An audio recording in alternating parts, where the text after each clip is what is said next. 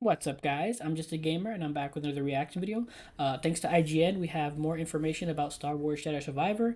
They have a video titled "Combat Stances Explained," and if the combat in the first game was really good, and I felt that if they just expanded it more, it could be even better. So I'm really excited to see what they maybe added or changed here. So yeah, before that though, if you're enjoying any of my content, please leave a like or comment down below. I'd appreciate any and all feedback. Subscribe. I'm streaming on Twitch, so please consider following me there at twitch.tv/justagamerink, all together one word, or you can click the link below. But yeah, enough of me talking. Let's get into it.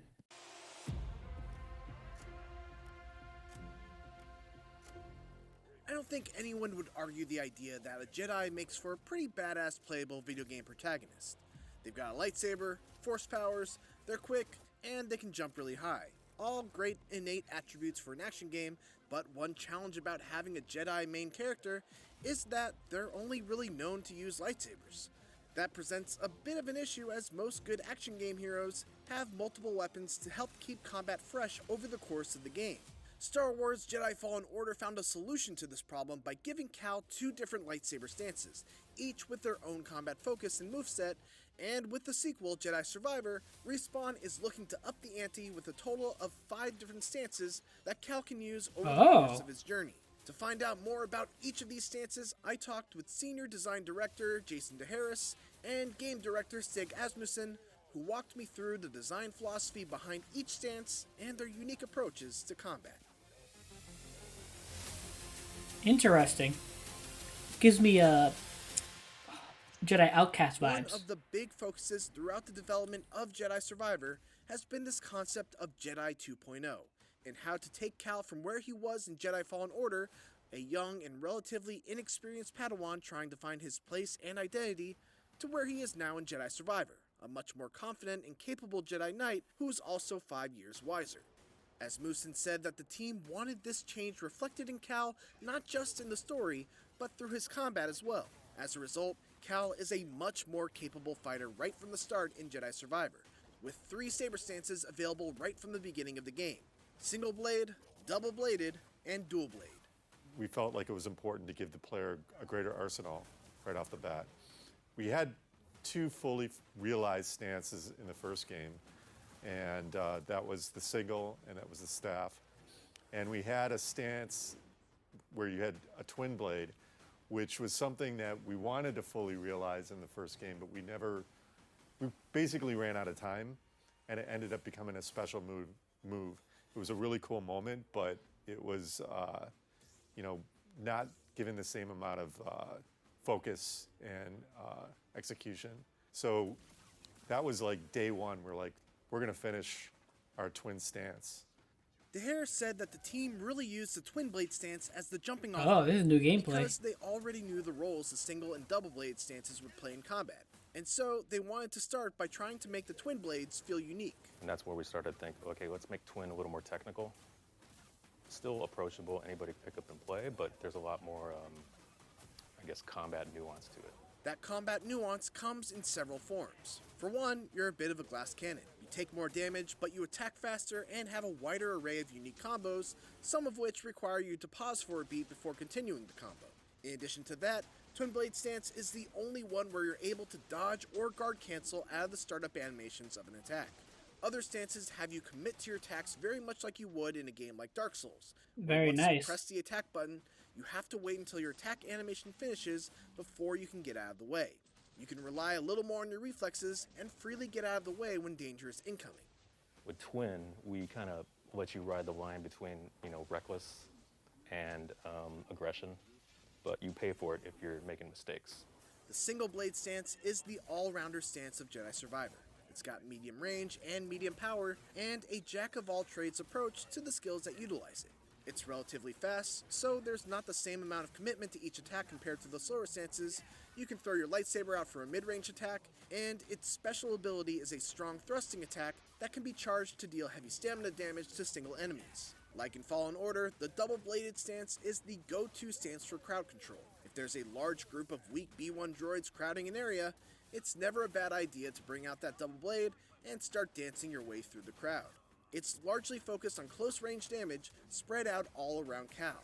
The downside is that there's a lot of startup time to its attacks, making it a weapon that you really need to be careful with when putting it to use against faster enemies. There will be 2 brand new stances that you'll be able to wield in Jedi Survivor, and while Respawn wanted to keep a lot of the cards relating to these 2 stances close to their chests, we do know that one of them is called the Crossguard stance and utilizes a hilted lightsaber much like the one that Kylo Ren uses, and the other one is called the Blaster stance, which is a fighting style that incorporates both a lightsaber and a blaster. Oh, The heroes wow. describe the Crossguard stance as a high-risk stance that deals the most damage, but is also the slowest and has the least amount of range. So that is one where we wanted the player to feel really powerful, but there's a huge risk, probably more than twin, I would say, to where you have to understand spacing, because with that stance, we don't artificially push you towards an enemy.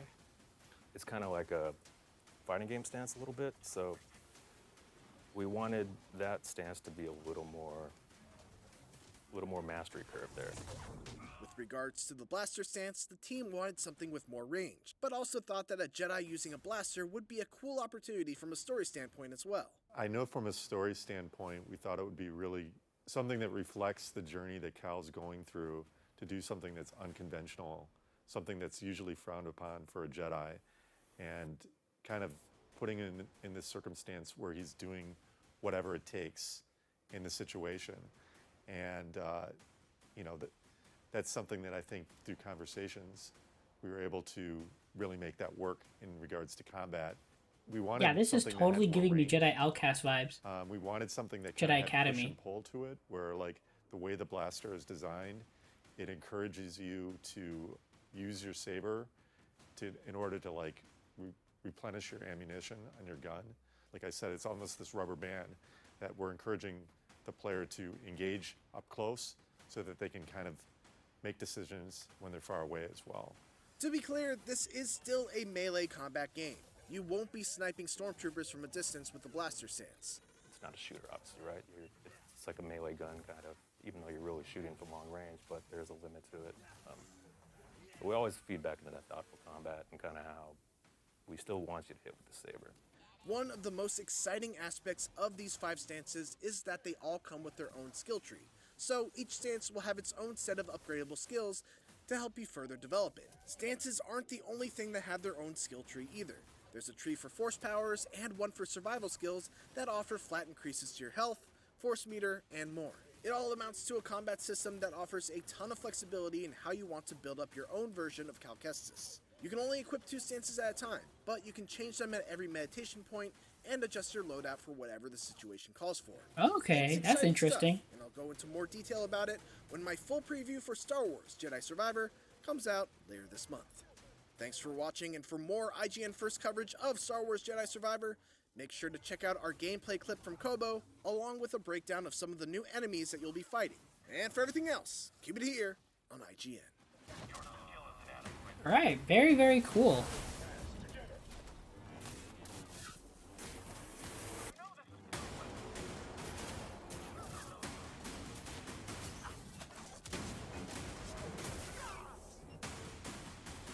Very, very cool. Alright guys, that was IGN's video on combat stances explained. And yeah, it really does give me like a Star Wars Jedi Outcast and Jedi Academy vibes. Because in that game, you had 3 stances. You had the light, medium, and strong stance, and you can technically switch between the 3 of them. Where light was fast, but not really any hard-hitting attacks. The medium obviously with your balanced one, and then obviously heavy with your heavy strike, but it lets you more vulnerable. So it's actually kind of very similar to what they're doing here, but they're just adding a bit more. Also, the stance with the blaster, that sounds actually really interesting, and again, it gives me vibes from Jedi Outcast and Jedi Academy, and even Knights of the Republic, because in that game you can technically use a lightsaber and a blaster. Actually, in all 3 of those games, you can technically do that. So yeah, it's really interesting to see how they're going to implement it and how it's going to work in fluid motion altogether. And also the fact that they said you can only get equip 2 stances at a time. So yeah, you can't just switch between the 5 of them. You have to switch between just 1 or 2. And that's actually another interesting aspect of it. Because again, in Jedi Outcast and Academy, you can switch between all three that you had. So this one, they're limiting you, which I guess makes it a bit more strategic. You gotta think more, you gotta build your favorites. So yeah, really, really interesting, really exciting. I'm actually really looking forward to this game a lot more now. But yeah, those are my thoughts. That's my reaction. If you enjoyed this video, please leave a like or comment down below. I'd appreciate any feedback. Subscribe. I'm streaming on Twitch, so please consider following me there at twitch.tv/justagamerinc, all together one word, or you can click the link below. But yeah, thanks for watching, and until next time, take care and have a good game.